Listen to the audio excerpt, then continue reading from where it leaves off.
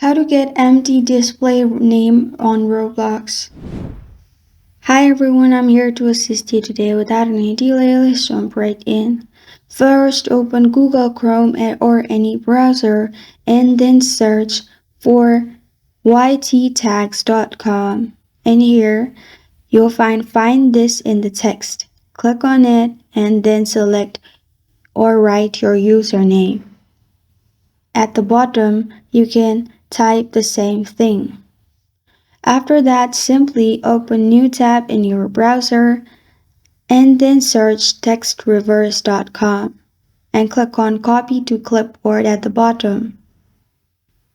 After you have clicked on copy to clipboard, simply go to the first website in here and replace it with, and then paste the empty thing you copied 3 times. Then press on replace.